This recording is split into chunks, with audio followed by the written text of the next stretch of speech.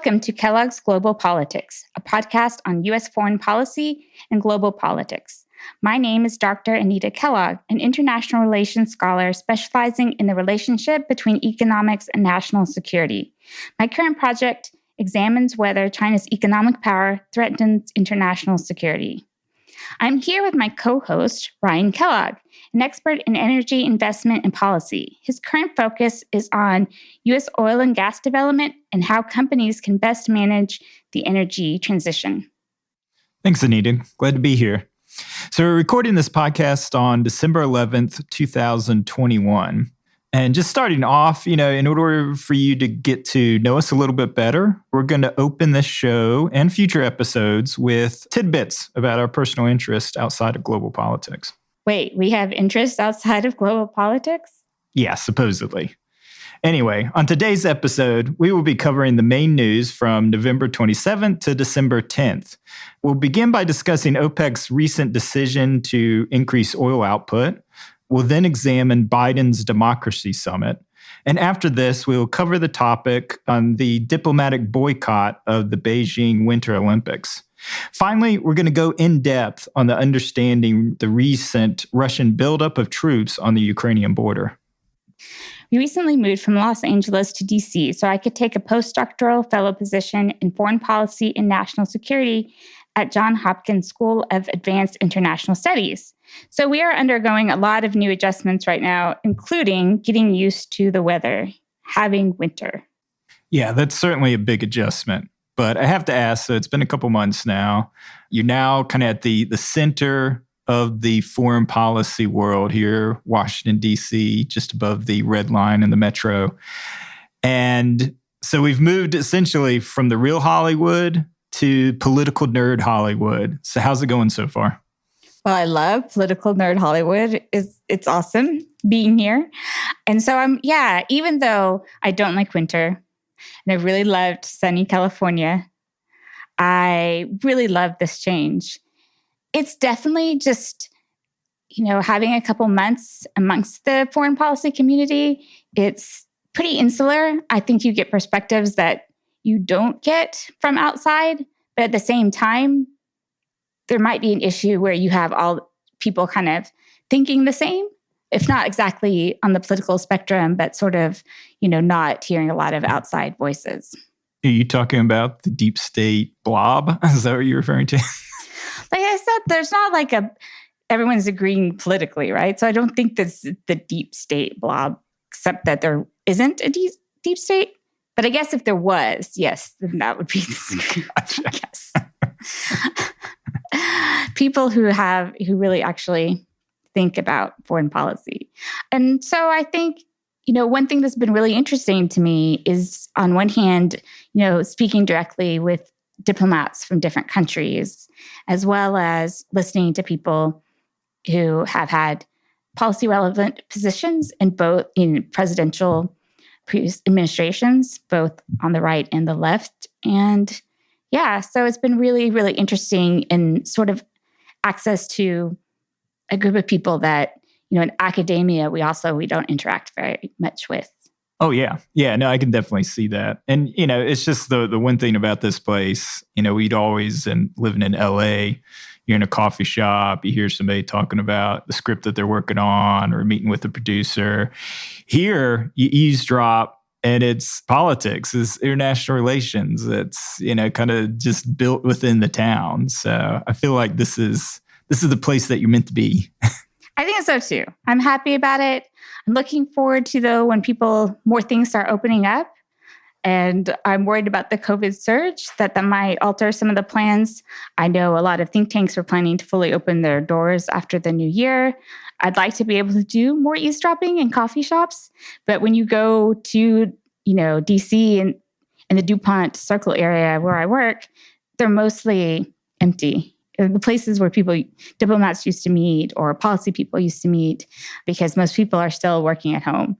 So I'm looking forward to some kind of new era, I guess, of DC that we're all trying to figure out how to live in, which is not a post-COVID era, but like a COVID era where we learn to live with COVID. Yeah, absolutely. May have to wait through this winter, but, there's always hope in the spring. Yeah. But I think we just have to get to a point, though, there's always going to be these surges. We can't, lock down. We eventually do need to have more office participation, I think. All right, let's get to it. Many in the U.S. and around the world have been having sticker shock when filling up their cars at the pump. Recently, Biden's diplomatic pressure on OPEC to increase supply in order to lower prices seems to have paid off.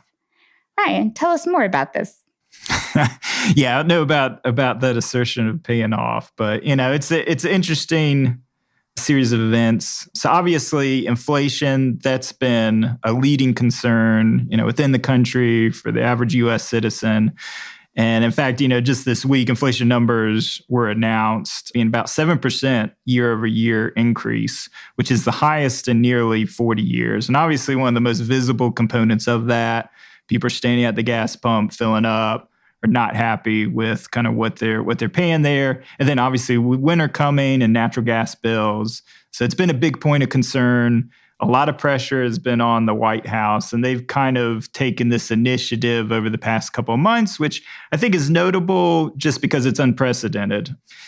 So it kind of started a couple months ago. Oil prices had surged significantly, and the Biden administration had approached OPEC plus Russia on increasing their commitment on production levels. Now, initially they were rebuked, which led to, the White House kind of coming up with, a variety of different potential solutions and landed on this idea of tapping the strategic petroleum reserves, which is really kind of unprecedented. They're really built for natural disasters or in cases of, extreme national defense purposes. So what's interesting here is they commit to this increase, rather commit to this release of the reserves. They actually coordinate, even with some of our adversaries like China. And, the amounts are tiny. I mean, the commitment is 32 million barrels in total, which just for context, the entire globe uses around 100 million barrels a day. So this is only a third of 1 day of global production. But, it was enough to, in combination with this threat, it being unprecedented, led to an initial price drop. And then obviously we had the Omicron variant come out. So you have seen a reduction in oil prices, which has certainly helped the inflation story. And what also happened is, after this announcement, everybody expected, OPEC's going to punish these countries for trying to, release the petroleum, try to control the prices. But surprisingly, OPEC made the decision to stick with its commitment of slowly increasing kind of as the global economy recovers. And so far, they've been rewarded for it. So prices went from a high of around $80 a barrel, got down as low as the mid-60s because of the scare around the Omicron variant, but have rebounded since to $76 a barrel. And there's a bunch of different factors that are driving that. But looking forward, it doesn't seem like there's going to be a big drop in oil prices. So I think, for the Biden administration looking ahead, you're not going to see this big gain in terms of tamping down inflation. In fact, the EIA has said it's going to basically remain flat for next year. And there's maybe more upward pressure. You have investment banks like JP Morgan coming in at, over $100 a barrel. So there's definitely that threat out there. But from a policy perspective, it's interesting to see this diplomatic coordination among nations that aren't getting along, but have a shared interest around energy prices and have I would say, not terribly effective action, but, nonetheless, it's a coordinated action. So, yeah, I found it really interesting.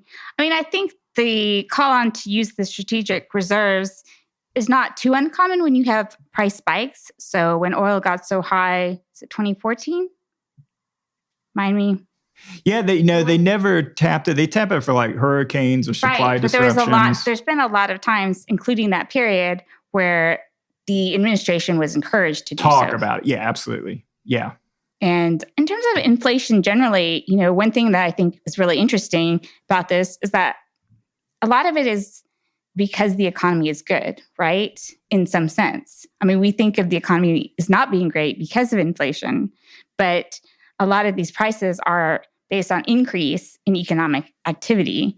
And, if you want prices to go down, you have things like worries over the Omicron variant and the idea that the economies would close down again. So I think no one talks about it this way, but it's interesting that it's economic health that's leading inflation. And I think so much of the way we're talking about inflation numbers in general gets complicated by the fact that there was this dramatic decrease in economic activity, and now it's resuming. And it seems to be causing something we think is bad, but that bad thing is because the economy is getting better. Yeah, I mean, it goes down to the supply chain and issues. But yeah, I mean, it's healthy in the fact that there's a lot of demand, too much consumer demand for the supply to keep up with it. And that's certainly what the White House is hoping, is that eventually, the supply chain issues will catch up with that demand. Yeah. And I just briefly on supply chains, when coronavirus became a big factor in China and Asia, before we knew how it would impact the world globally, the very first thing I said to you is that it was going to affect the economy through global supply chains. The thing that I didn't really understand or expect, and I think a lot of people are the same, is that how long it would take to really affect the economy. It wasn't an instant effect, I guess, because economies were like decreasing activity anyway, and then how long it is to restructure those supply chains. Yeah, no, absolutely. Yeah, it's definitely a complicated interwoven problem. Yeah. All right, so moving on. On December 9th and 10th, so very recently, Biden held a democracy summit with, I believe in the end, it was 90 participating countries. The three themes of this were defending against authoritarianism, addressing and fighting corruption, and advancing respect for human rights. I think this also is Biden, one of his real interests, but also sort of was previewed in the campaign that he was going to put this renewed emphasis on advancing democracy in the international sphere. There are some controversies, largely over who was included and who was left out. So, Japan was not happy that so many Southeastern nations like Singapore and Vietnam and countries that we would probably agree with are not democracies, but countries that Japan needs to have good relations with. Then there was the backlash of Taiwan being included. So that created its own controversies in several countries, both in Latin America, like Nicaragua. And then you have Pakistan, who backed out because of that. I think there is concern about this emphasis on who is a democracy, who is not. Are we trying to divide the world into a binary group? Almost sort of like what we did have in the Cold War, right? That we had, the communist countries and the capitalist countries. And do measures like this try to divide the world into democracies and authoritarian countries? But the concern, I think, on the other hand of that is like, well, but we have authoritarian countries like China that are important. And we have to find ways to deal with that. We can't just isolate them. Yeah, and I don't think this is necessarily about isolating countries. I think this is about robust defense of our system. I mean, China's out there promoting its system of governance. I mean, the big thing, and it's interesting because democracy has this powerful cachet in its ideal form. So it's interesting seeing countries like China and Russia claim that, we're democracies. We're just different forms of democracies. We do a better job of fulfilling the will of the people. So it's just wrong for you to try to pigeonhole that, it's only liberal democracies that are real democracies. So I think given what's happened, not only in the United States with the backsliding of democracy here, but in a lot of the Western countries, that having a forum and having a robust defense of these are the ideals, this is what we want to work towards, and having a system and investments in place to help each other. And I think that's the other important thing is, the U.S. acknowledged its backsliding, that, obviously we had the Capitol was sacked and January 6th, you've had the whole pushback against the election results, and obviously a lot of discouraging news around voting rights within this country. So we're right there in the trenches with these developing countries that are struggling with similar issues. We're right there. Europe hasn't been as bad, but Europe has the same sort of issues and factors. So in a way, I could see how it would strengthen our position. We're not preaching from on high on Olympus. We're down there fighting the good fight as well. I think that's strange, though, when you say like leadership, like how it's hard to promote yourself as a leader of democracy, I think, when you are facing these challenges of backsliding. And certainly, global opinion has decreased substantially for the US being seen as a model of democracy. I think the positive side of what he was doing was talking about corruption. That's a huge problem. And it'll be interesting to see if any actual substantial outcomes come of this. Are there funds to fight corruption or how that actually happens? I think that was maybe the most welcome part. But I think the world is very, very concerned that this is just one part of Washington trying to promote a China versus US world. Probably said that backwards. And, I hear that from diplomats who are very, very concerned about the US making them choose between the US and China, and concerns about just that they have to work with China. They need both the US and China as part of their economies. And you see Central America, getting more funding from China that the US won't provide anymore. And a lot of those countries that the US is lessening its sphere of influence over. We have to find a way to reassure globally that we are not trying to divide the world. And I don't think we're doing a very good job of that. I think at the same time, we have to stand up for the value system that we believe in. I don't think obviously, in our last story, we showed that we can cooperate with China.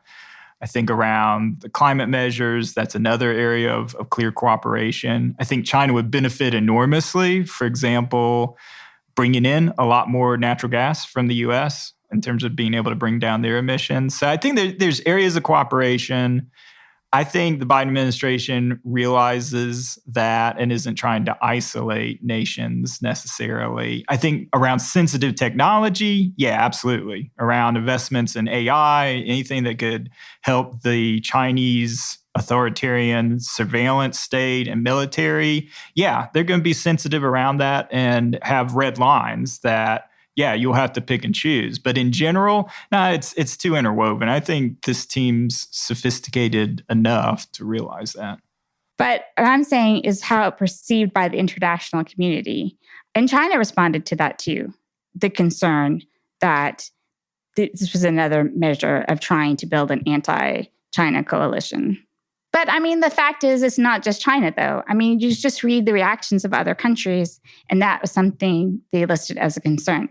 I totally believe that the U.S. needs to do something in the leadership realm like this of democracy, but it has to be coordinated with some real outreach that we're not trying to divide between authoritarian and democratic countries. And I don't think this is about.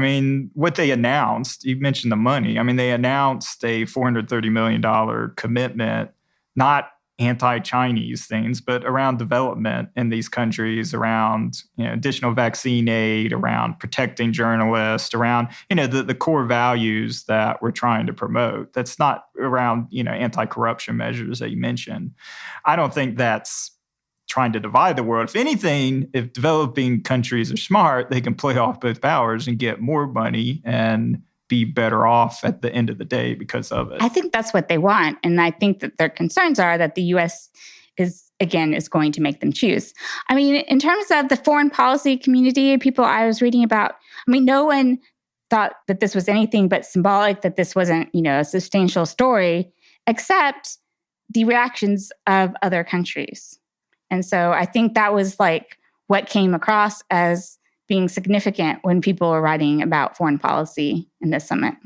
Yeah, and I think we'll see where it comes. I mean, ultimately, for the U.S., it's really what will it do domestically. That'll determine the success of any of these initiatives, because our house is not in order, and everybody knows it. And they're going to be looking over the next couple of years what we do domestically and whether or not our democracy is still robust and can adapt to these new times. Agreed.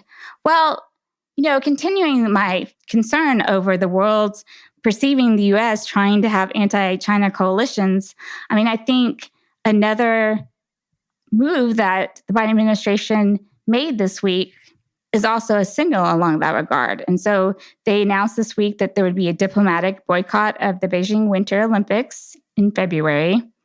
And it was followed by Australia, Britain, and Canada, but most notably not by European countries such as France or Germany. And the reason listed was because of China's human rights atrocities, and specifically referenced the treatment against the Uyghur Muslims in Western China. So a lot of people have noted we're not boycotting sending our athletes there. It's just the diplomats in the opening ceremony, the vice president and such. And in general, people don't care that much about the Olympics. But my counter to that is that the Olympics are all about symbolism, right? It matters because that's what the Olympics are in terms of, global politics and such. It's a lot of symbolism. It's a lot of healthy competition, but within a sort of global rules-based order. And I don't see how this is helpful to any of our goals in convincing people that we don't want a US versus China world, to convince the Chinese that we are really willing to sit down at the table with them. And instead, this is just like a huge snub, public snub to them. And why would you do that to a country that you need to work with? Yeah, and I think those are all good points. The point that I'll raise, and I know you don't entirely agree with, I think a lot of this is for domestic political consumption. The one area of bipartisan support I think that exists within the U.S. now is the aggressive stance against China. And Republicans were certainly pushing very hard, to certain prominent Republicans like Tom Cotton from your home state. Of Arkansas, in case people don't know where my own state is. That was asserting this should be a full boycott, similar to the 1980 Olympics in Moscow. And I think, given where Biden's approval ratings are, given that there's universal consensus, certainly here in D.C., that China's and the Chinese government needs to be met with force around the genocide, and it has been, officially classified as a genocide. I say consensus in D.C. I would say, it is consensus within actual Congress representatives. That's probably the one area where they universally agree is that we had to do something. So I think this is the bare minimum domestically, given an unpopular president, that he had to do. So that's the lens I read it through, that this is strictly a domestic move that Biden had to make. I guess I have two responses to that. And one of them, before China entered the World Trade Organization in 2001, which wasn't that it gave it new access to U.S. markets because it already had a free trade agreement with the United States, but that it gave it access to global markets. But before that, the free trade agreement between China and the U.S., called the Most Favored Nations treatment, which is when you're in the World Trade Organization, every country has that mutual guarantee. But so the U.S. and China had set it up where the U.S. Congress had to approve it every single year. And so this let congressmen on both sides of the aisle complain about China's human rights. They give a lot of speeches and then go ahead and vote. And I almost, think that gave an outlet, but it never changed actions, right? And sometimes I feel like people or politicians feel like they need an outlet for it. I think there's nothing new about China's human rights atrocities than there was in 2008 or in the 1990s. And I think that trying to single them out because of that. Well, I think the scale of it is different. This is very different than anything that went on in the 1990s. I mean, you had to go back to the Cultural Revolution to have something on this scale of human rights abuses. This is different. This is different, but I get what you're saying. I mean, 89, Tiananmen, willing to... That's 1,000 people, but yeah. All right. So there were a lot of... I do think that was significant. So I don't know how this is... I mean, we work with Saudi Arabia, a huge, huge abuse of human rights. Scale again. Not when you... This is a population of several million that they've essentially subjugated. I agree that it's horrible, but I'm saying when it's in our interest, we work with countries all the time that have human rights abuses. And we should call China out on it. I definitely think we should call them out on it, but I don't think that we should... How is this not calling them out on it? I mean, it has no meaning beyond the symbolism of it. It's just a form of calling them out. Yes, but I think we can call them out, like bring it up as an issue, but not actually make this level, right? Because if you think of the Olympics, like it's like the... It's purely symbolic. I think this is the bare minimum. All right, but symbols matter. And you remember, like, was it the Summer Olympics? And you had North Korea, when Trump was making all these overtures to North Korea, and you had the North Korean leader's sister. She was in all these media stories, pictures of her.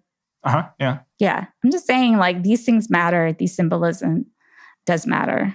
Yeah, you know what I had forgotten and read, but we had a semi-diplomatic boycott in the 2014 Winter Olympics in Russia. So the president, vice president, like high-level officials, but I think some low-level officials went. And that was around human rights abuses in Chechnya. All right, then talk about scale, because, they had invaded territory. That was before. Remember, they invaded right after the Winter Olympics were done. That was kind of the contrast, the craziness of it. Yeah. So, if you're going to signal something, that's a much more, I think, important international security than snubbing your nose at China, a country you definitely have to work with on a whole range of issues. I'd forgotten about the Russia incident too. To me, when you say, it's because of human rights atrocities, which you can accuse any country that's not a democracy of, then what are we saying that's different about China than just saying, okay, we're going to protest Olympics in any authoritarian country? I think we would. And I think the reason it's become more and more is because China's become more and more powerful. And yeah, if it's some other, in the 90s, China was a fraction of its size. It had no real global influence. Now it's seen as a real threat to the democratic run post-World War II order. So the need to stand up against values, and honestly, China's backslided a lot since she came to power, in terms of both human rights, in terms of the surveillance state, in terms of the authoritarian impulses that China has had. Well, we know this is going to have no effect on China and their human rights. Yeah, I know. And because of China being so big, it's a country that we have to deal with. We have to work with. This is going to have no effect except to hurt our negotiating power. I don't know if it hurts the negotiation. Again, negotiation is about real material things and power and money. They probably get help domestically by showing up. The West is ganging up on us. That's so unfair. And then the U.S. benefits barely domestically because Biden does the bare minimum to not get blowback in the midterms from Republicans on this particular issue. That's my other point of disagreement, that it makes sense for him to do this for domestic reasons. How does it make sense? Because when nobody cares about the Olympics and nobody cares that much about China. You don't want to be weak on China. I know there's a whole slew of other issues voters are going to go to, but you pile on inflation, the economy, weakness from the Afghan pullout, and then you're weak on China too. Let's not just, it's going to be too easy for Republicans to blow out all Democrat candidates. I don't know. Look at what ended up being effective in the Virginia election. It's always cultural issues. It's the critical race theory and things that aren't happening but galvanized culturally.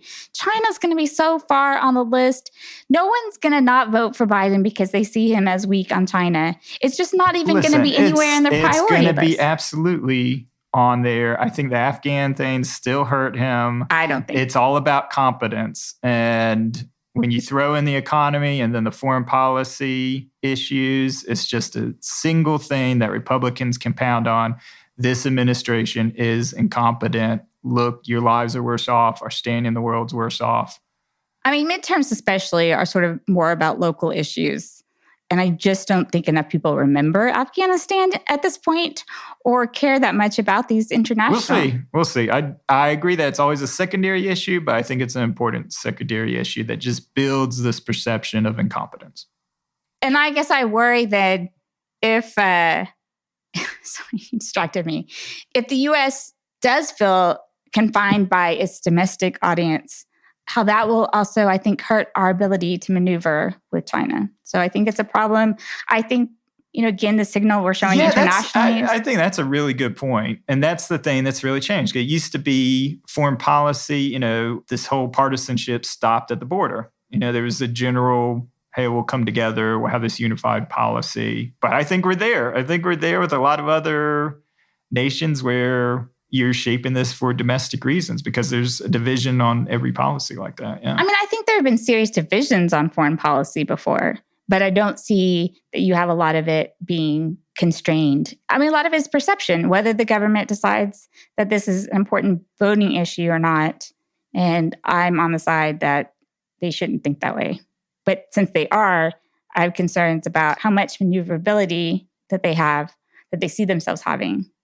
I mean, it's kind of also ridiculous that Biden had to come and be like, when he had that meeting with Xi, and then come out and say like, oh, but I'm not saying he's my friend. He's not my friend. Oh, yeah. Well, that's funny because, Trump can come out and be like, oh, yeah, I love Xi. I love how he made himself permanent president. I should look into that as well. And there's no punishment, no blowback from that. I just don't even know why Biden did that. But I mean, I think it's a not positive sign. Yeah. Okay. So one of the most significant issues going on currently is a buildup of Russian troops on the Ukrainian border. So why don't you give us an overview of that, Ryan? Yes, obviously this has been dominating headlines for the last couple of weeks, but U.S. officials have been tracking this buildup of forces and warning allies that there's a potential for a new Russian invasion into the Ukraine. And they could come as early as next year and include as many as 175,000 troops. And if something like that took place, this would mark the largest military invasion in Europe since World War II. And just as a point of background, obviously Russia seized the Ukrainian territory. We were just talking about the Winter Olympics. So shortly after that concluded, they seized the territory of Crimea in 2014. And then since that time, what's been going on, they've been providing support then in the Ukraine's eastern Donbas region, where you do have a lot of ethnic Russians. So they've been supporting pro-Russian rebels. And essentially it's been a stalemate, since that time. There was a peace process that happened from 2014 and 2015, known as the Minsk Agreement. It was never really fully implemented. So essentially, you just had these very low-level hostilities and conflict that's been going on, focused on the Donbas region for over 7 years. About 14,000 people have been killed since then. So what really prompted this recent crisis is, one, the Ukraine elected a new president back in 2019. And initially, Moscow and Putin were hopeful that he would be easier to deal with in terms of implementing kind of some of the demands from the Minsk agreement, which one of the key elements included that these rebel provinces, which are, heavily ethnically Russian, and basically controlled by Moscow now, that they're allowed back into the political process within the Ukraine, essentially as kind of a Trojan horse for Moscow to wield influence. And all this goes back to the fact Russia is trying to restore, some of its peripheral countries that made up the Soviet Union to have a buffer essentially between Europe and NATO. Right. I don't think this is about trying to recreate the Soviet Union. It's about creating a buffer between Russia and NATO. Yeah, but I think ultimately creating a sphere of influence of recreating as much as they can get. I mean, what do you think Belarus is about? What do you think Georgia's about? It's about getting these provinces that used to be part of the Soviet Empire. This is Putin. Putin's number one regret And number one tragedy, you think about the 20th century and all its tragedy. In his mind, the greatest political tragedy was the breakup of the Soviet Union. So you know where he's coming from. He's getting older. I think he's almost 70, and he's thinking about his legacy. So one thought is that this is the last opportunity to restore that Russian sphere of influence. The Ukraine, the richest, fertile farmland, the most important kind of province of the Soviet Union, and seeing this as an opportunity. And really, this was, sorry, is something saying? Yeah, I do, because I'm just seeing this as an opportunity. I mean, as we'll talk about in a minute, how much opportunity does Russia really have here? I don't think Russia has a serious option of not going to take the territory, right? Or bringing more countries under its sphere. It does have the ability to create a buffer, but I don't understand how you think that this move that Russia has the option. Well, I think that's the thing is, and there's a lot of analysts out there, a lot of kind of conflicting views. I mean, one is that this isn't necessarily rational, that this is part of kind of like the restoration of the Soviet Empire, and that a combination of kind of weakness in the West seen by the slapdash pullout of Afghanistan has emboldened Russia to take advantage of it. I agree with you that, this isn't necessarily what's causing it, but I think the thing that is prompting it is the fact that the Ukraine has been a lot more assertive about its desire to join NATO. And that's set off alarm bells within Moscow. And that began with the Ukrainian president met with Biden in the White House and was very vocal about his assertion of, hey, we want commitment from the U.S. on, supporting NATO membership for the Ukraine. Biden obviously did not commit to that, but he's been very vocal about that. And I think that certainly set off alarm bells that the Ukraine is falling out of that sphere of influence of Russia. I think that's a rational trigger. Wouldn't say that Putin always makes the best decisions, but I think most of the time in international relations, we should look for rational explanations. I think whenever we start saying, oh, this leader is acting irrationally, we're projecting a lot in making that decision. And there's not a lot of examples I can think of where they don't act rationally in their country's interests. So the main thing I've taken away from this is that when the Ukrainian president kept putting pressure to become a NATO member, that's a reasonable worry for Russia, that it's reasonable for them not to want Ukraine as a NATO member and for them to feel their own security is threatened if you have, the NATO military alliance all the way up to Ukraine. All right, so I guess from head nodding that you agree with that it is a somewhat reasonable demand if not the threat to invade.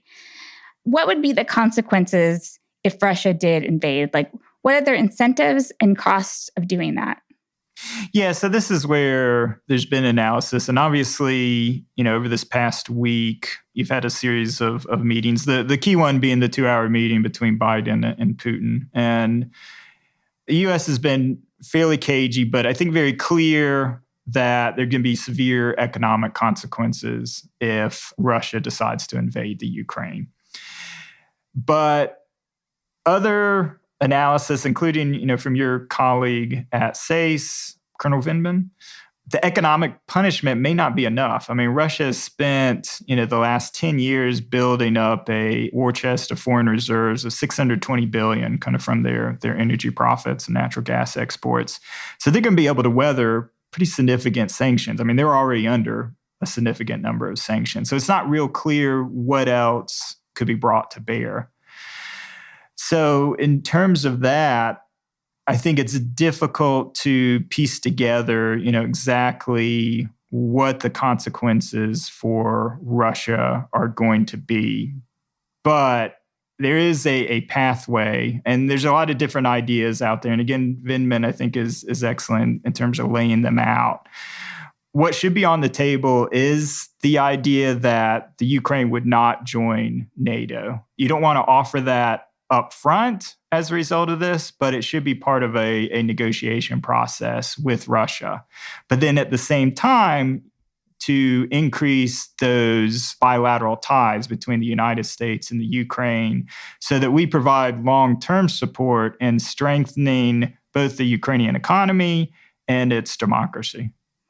Right. And I think the emphasis on its economy and democracy is important, and de-emphasizing, building up its military and, weapons transfer and those sort of items. What I was hoping we'd talk a little bit about, or I can talk a little bit about, is why Russia might want that deal instead of invading Ukraine, because the actual invading of Ukraine would be very costly, not just in terms of the economic sanctions, but the loss of life that they would experience may not be as great as Ukraine, but it would still be significant. And is there really tolerance of the Russian public to that, hurt Putin's popularity dramatically, which is part of how he stays in power, and just the ability of Russia to just afford that. And then even if there aren't deployment of Western troops, having investment and bringing in new arms and technology to Ukraine and support for Ukraine, it seems like we don't have to just talk about sanctions when we talk about the costs and why Putin has a lot of incentive to not actually invade, but to maybe even use this as a bargaining chip to really, really make the West understand that this should not happen and to get a new agreement out of it. Interesting, Blinken, Secretary of State Blinken, has called for Russia to begin negotiations of a Minsk II sort of plan. So I really think, however we do it, we should understand that Russia has a legitimate concern of not wanting a huge NATO military presence on its border, that's a rational security thing for them to feel that way. And we should be able to negotiate something that allays those fears, but at the same time certainly does not abandon Ukraine, but integrate them in other ways. I think sometimes the U.S., instead of providing economic development, likes to provide military aid more. I don't know why. It's easier, or it's a large part of our foreign aid. More of it goes to That's because it directly benefits U.S. defense companies. Yeah. So, and I think that's a problem. And I think that's been a problem with Ukraine as well. And we would be better served in our overall national interests and not these defense companies by really investing in economic development. Yeah, I think that's definitely the route to take. I mean, I think in the short term, you do have to send the right signals. We started that kind of on the military side in terms of, providing additional $200 million in support and the type of weapon systems that we're providing, the anti-tank missiles, Javelin missiles that have been deployed to the front lines. But that's a problem. Well, I mean, I think you have to send the signal to not show so much weakness that Putin thinks that he can gain territory without any consequences, but not enough that you actually push him into a increasing escalation. So it's a very fine balance between the two.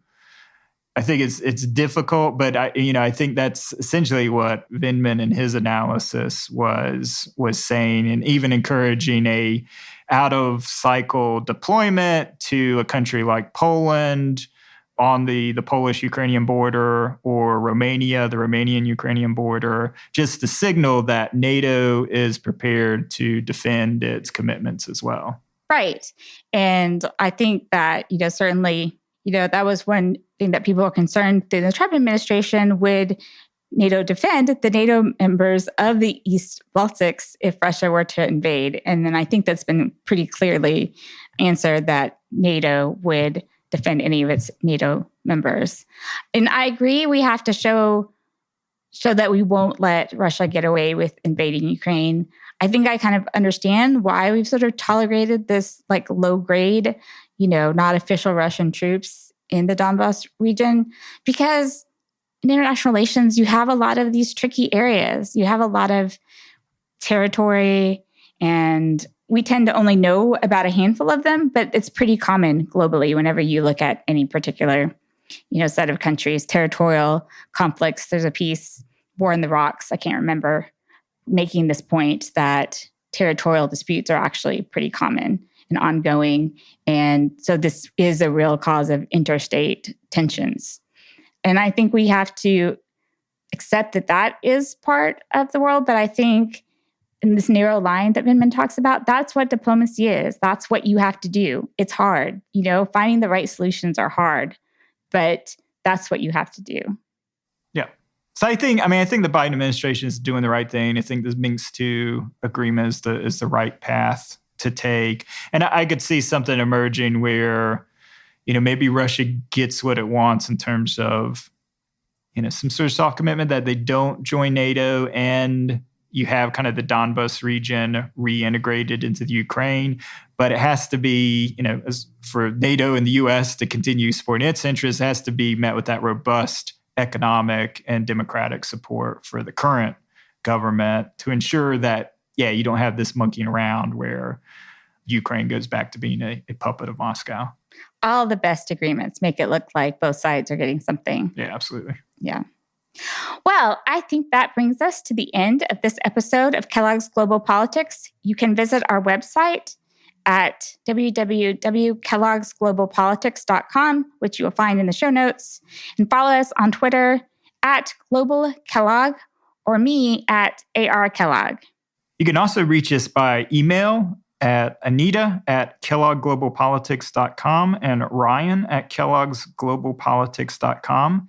And as always, please see the show notes for all the articles we discussed in this episode and leave a rating and review on your favorite podcast provider. We would very much welcome any comments and engagements from you. So also let us know if you have any ideas for topics or just comments on what we've been talking about. Yeah. Thanks, everybody. Thanks.